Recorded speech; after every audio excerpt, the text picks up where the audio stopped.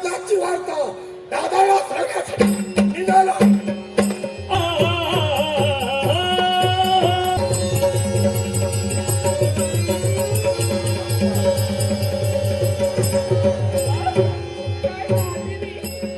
गंभीर आवाज निर्माण झाला, प्रत्येकाचा तेज निर्माण झालं.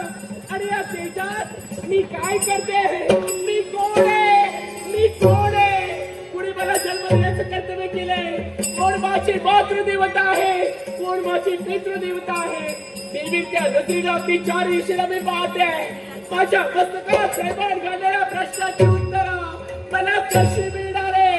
काय होते? ओम नमः शिवाय, ओम नमः शिवाय, ओम नमः शिवाय, ओम नमः शिवाय.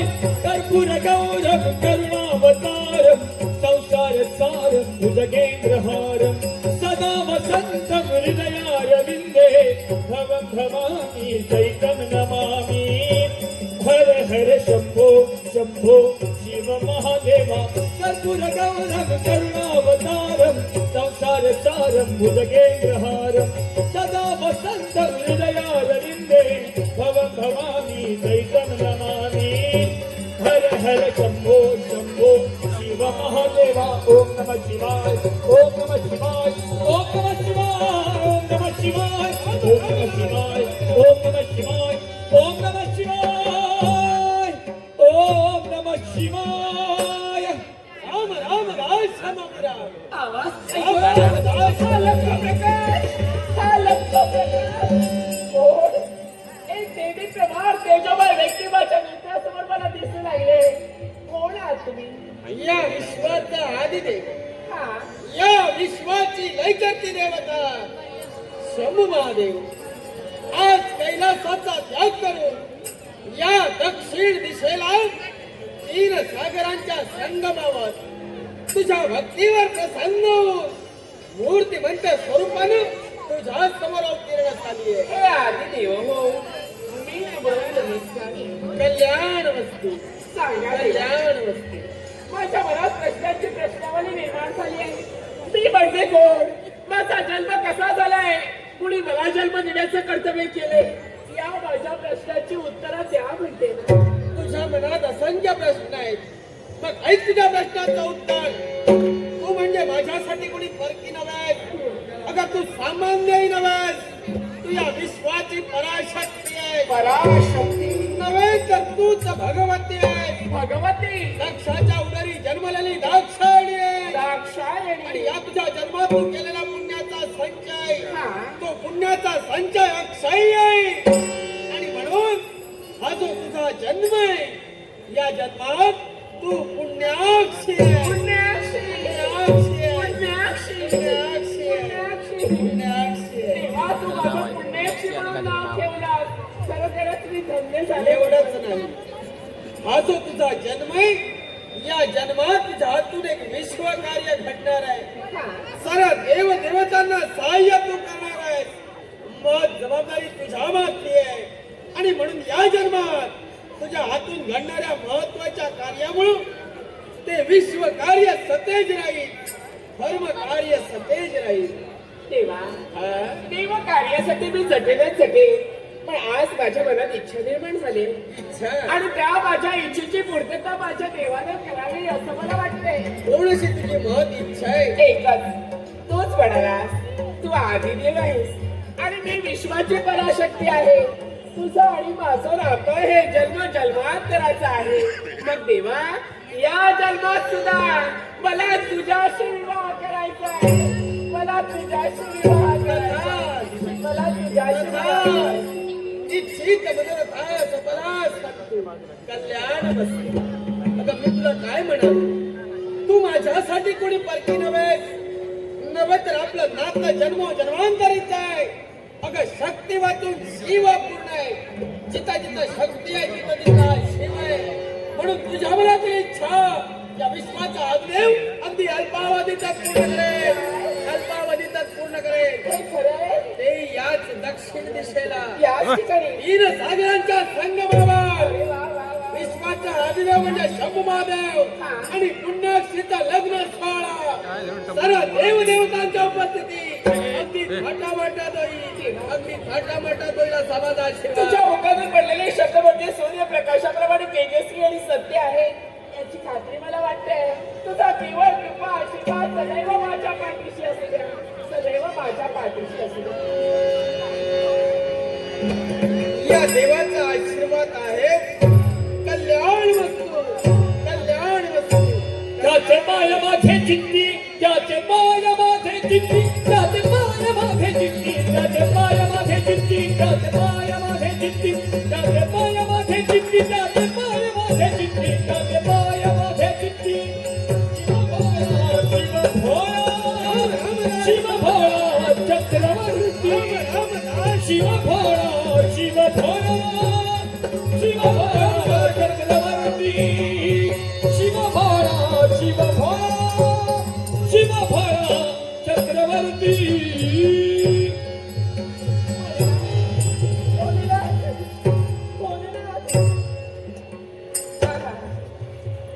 शिवशंभू भोलेनाथ प्रत्यक्ष रूपानं दर्शन देते झाले का?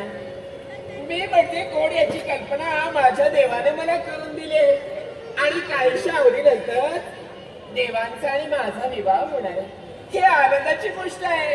हीच आनंदाची गोष्ट हृदयाच्या गाभारीत ठेवून याच मार्गाने मार्गक्रमण करावा हेच करा.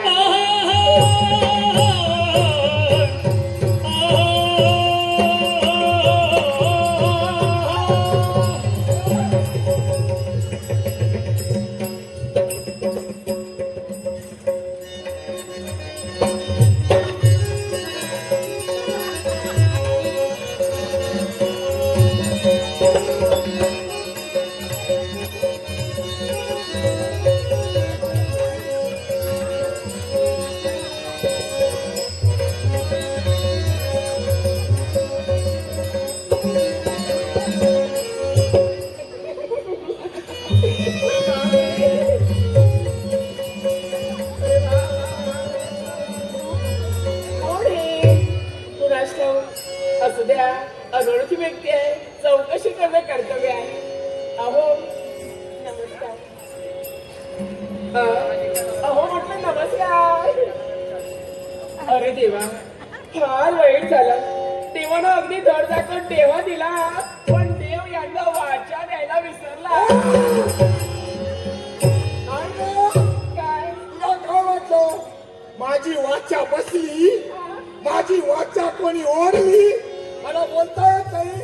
अगं मी जर बोलायला सुरुवात केलो तर पाऊस थांबेल, पण मी बोलू तर काय सांगता? बोलतो एवढ्यात पाऊस नको. एवढाच होय. अगं मी 4 दिनापासून बोलू लागलो ना, माझ्या आई बापाला विचार पडला हा थांबणार केव्हा? वा, पण अगर बाबा देह तुमचा दिसला, गरगरा फिरणारे भले मोठे डोळे, विस्मारलेले केस आणि लांब लचक वाढलेली मिशी. हे बघ, माझ्या पायाच्या नखापासून या डोकीच्या केसापर्यंत साऱ्या अवयवांचं विश्लेषण कर, पण माझ्या मिशांबद्दल काही बोलायचं नाही. कारण माझ्या मिशा दाई दिशा. अगं बाई, यांच्या मिशा म्हणजे दाही दिशा. काय हो, तुम्ही पाणी घालून वाढवता की काय? नाही नाही, खत घालतो नंतर पाणी घालतो. मला सांगतो, मिशा आणि दाढी वाढवण्यासाठी पाणी आणि खत घालावं लागतं. डोकीवरच्या येण्यासाठी काय करावं लागेल? माझे पुढचे लांब सडक केस आहेत. अगं हेच ते, तुम्हा स्त्रियांचे लांब सडक केस आमच्या सारख्या तरुणाला मुळं घालतात केसांनी, आणि मग आमच्या सारखे तरुण रोगी होतात. अगं बाई, तुम्हाला रोग झालाय. होय. तुम्ही दूरच राहा. चिंता करू नका. नाही नाही, लोकांना रोगाचे बरेच अनुभव आलेले आहेत. तुम्हाला रोग झाले तर जरा लांबच राहा. हे बघ, हा रोग सहजासहजी कुणाला होत नाही, आणि एखाद्याला झाला तर तो लवकर बरा होत नाही. कारण या रोगाचं नाव आहे प्रेम रोग. अगो बाई, प्रेम रोग. आणि या प्रेम रोगाचं औषध फक्त तुमच्या सारख्या तरुणीवर कळत आहे. हा? कारण हा रोग झालेले कसे ओळखावे? कुठेही जातात, काही खातात, काही बोलतात, कुठेही बसतात, त्यांना कशाचं भान नाही. आपण काय करतो याला म्हणतात प्रेम रोग. आणि तो रोग तुम्हाला झाला. आता मला झालाय. आतापर्यंत झाला नव्हता. आता नुकती मला रोगाची सुरुवात झाली. सुरुवात पण तुम्ही नाव अजून सांगितलं नाही. हा? नाव सांगितलं नाही. म्हणजे तुम्हाला ओळखलं नाही? नाही ओळखलं. अगं मी तुम्ही सामान्य नव्हे. असामान्य. असामान्य. बोल. सुरक्षित मी असामान्य आणि सांगायचं झालं तर मी माणसातला नव्हे. अरे देवा तुम्ही माणसातले नव्हे. माणसातला नव्हे म्हणजे का तुला वाटलं का मी माणसात उठलो? आता तुम्ही सांगता. नाही नाही मी माणसात उठलो नाही. माणसातला नाही याचा अर्थ काय? या जड माणसात मी राहत नाही. या मृत्यू लोकांच्या खाली सप्त पाताळ आहे. 7 पाताळ. 7 पाताळ. त्या पाताळाचे सम्राट दैत्यराज. कोण आहे दैत्य? ते तुम्ही.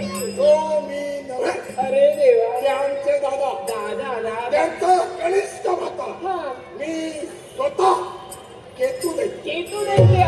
बरंच लांब लचक करून नाव सांगितलं होतं तुम्ही. याला कारण लांब करून सांगितलं थोडं तरी लक्षात राहतं. जवळ करून सांगितलं झालं विसरून जातं. पण तुम्ही पाहता बोलून राहता मग या मृत्यू लोकांच्या ठिकाणी दक्षिण दिशेला असलेल्या 3 समुद्राच्या संगमावर तुम्ही काय करता? याला कारण आहे दादानी थोडीशी माझ्या हाती जबाबदारी दिली आणि ती जबाबदारी घेऊन मी माझ्या हाती मोहीम घेतली. पाताळ भडाचा त्याग केला. स्वर्ग साम्राज्य देवताचा पुष्कर मानवीत प्रवेश केला. त्या ठिकाणी देवेंद्राचं माझं शाब्दिक संघर्ष झाला. शब्दाला शब्द वाढला. दोघांचा संघर्ष झाला. त्या संघर्षात देवेंद्राला पळून लावलं आणि देवेंद्राची अमरावती मी हस्तगत केली. ही आनंदाची वार्ता दादाला सांगायला जात असते वेळी या संगमावरती हे मला रक्त दिसलं. हे रक्त पाताक्षणी आम्हाला आवडलं. आपण जवळ जाऊन पाहावं म्हणून तुला पाहण्यासाठी आलो. अगं बाई पण तुम्हाला वेळ होत असेल चला तुम्ही पाहता वेळ नाही. नाही गं, माझा परिचय करून घेतला पण तुझा परिचय करून दिला नाही.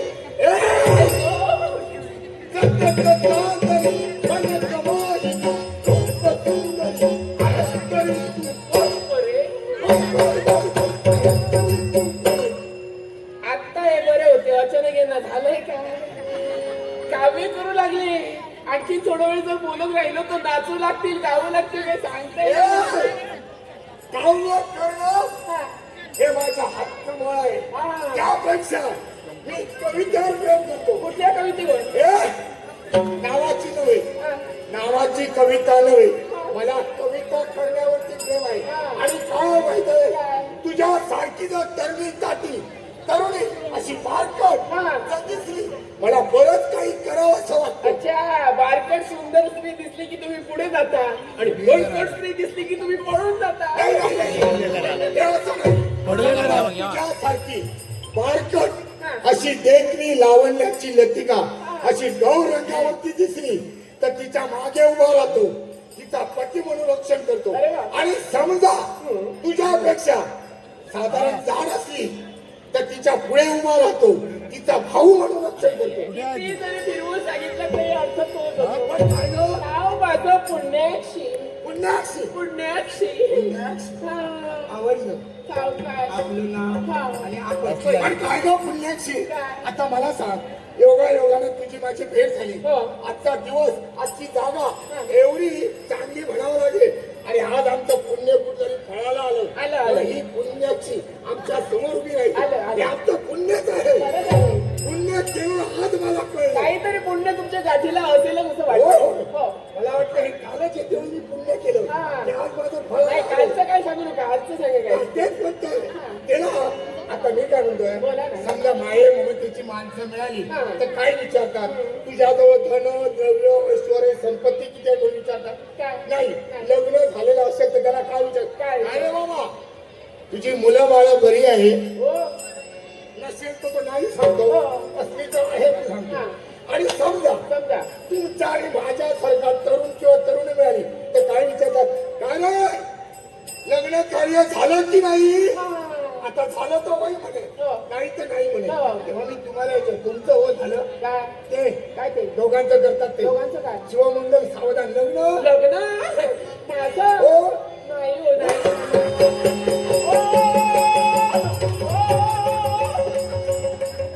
ओ विघ्न संतोषी माझं लग्न झालं नाही म्हणून तुम्हाला आनंद वाटतोय नाचता.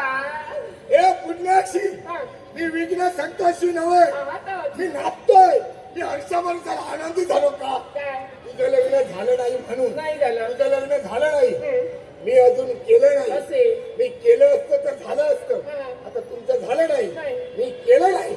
मग आता आपण दोघांनी लग्न करूया. काय लग्न तुमच्याशी? हो मला सांगा, तुमच्या मोठ्या भावाचं लग्न झालं हो. पुण्याक्षी हा. मला एक सांग, काय सांगू? माझ्या दादांच्या लग्नाचा आणि माझ्या लग्नाचा काय संबंध? संबंध आहे. असा कोणता? मोठ्या भावानं लग्न केल्याशिवाय लहान भाऊ बोल्यावर उभा राहत नाही, तुम्हाला माहिती नाही? पुण्याक्षी काय? हे जरी शास्त्र असेल, हा आदर्श आहे नाही म्हणत नाही, पण आमचे दादा इतरांच्या बंधूप्रमाणे स्वार्थी नाही, ते निस्वार्थ आहेत. त्याने मला सांगितलं, भाऊराया माझ्या जरी लग्नाचा योगायोग आला नाही तरी चालेल, तुझ्या लग्नाचा योगायोग आला, तुला सुंदर तरुणी मिळाली, लग्न उरकून घे.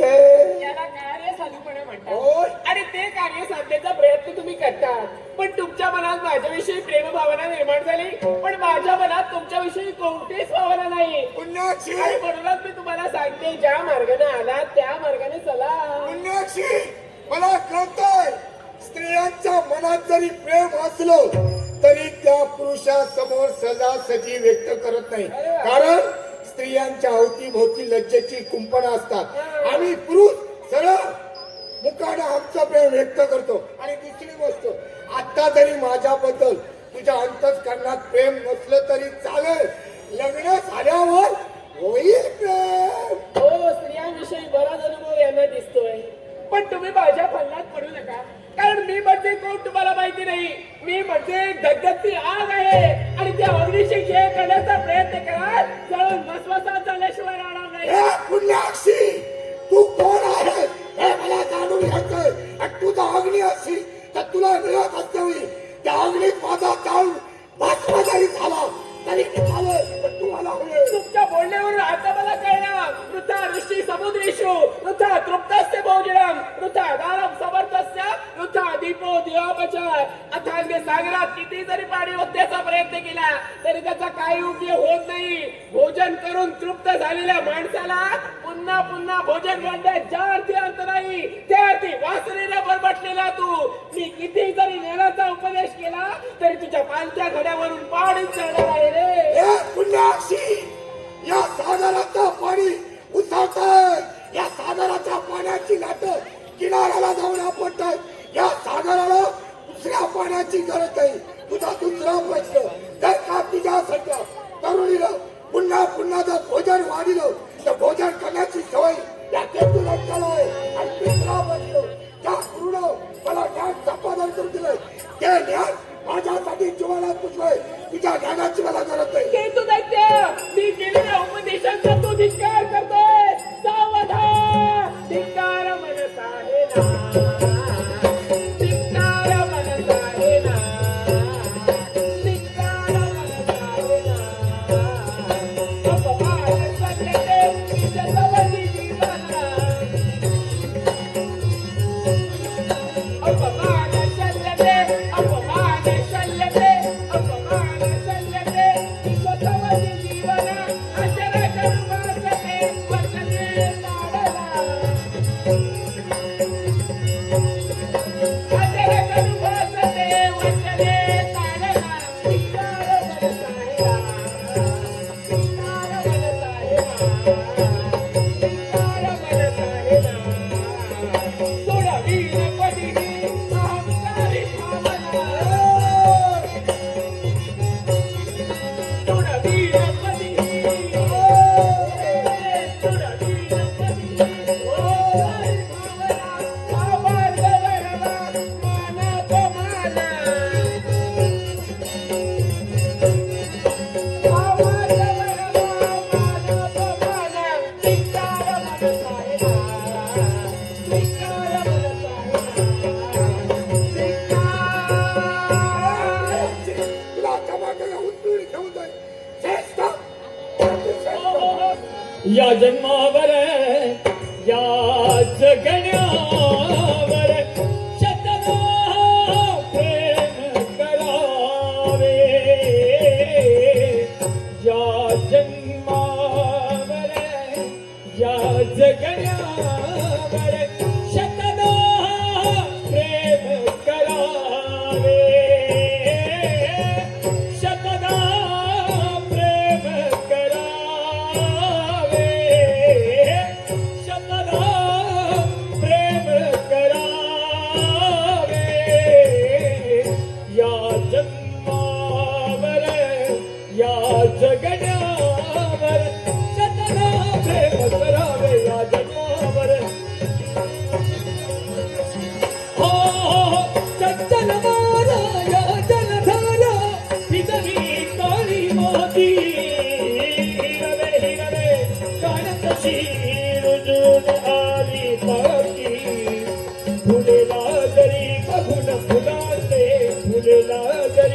बघून फुलाचे हळवे ओठ स्मरावे या जगन्नावर या जगन्नावर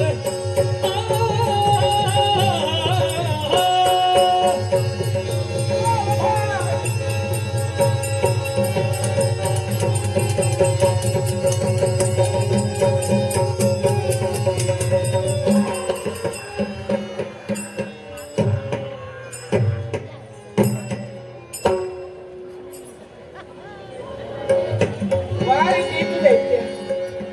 काय पण सांगत होतास हे करेन ते करेन उचलून घेऊन जाईन आणि म्हणे लग्न करेन. अरे तुला ते केव्हा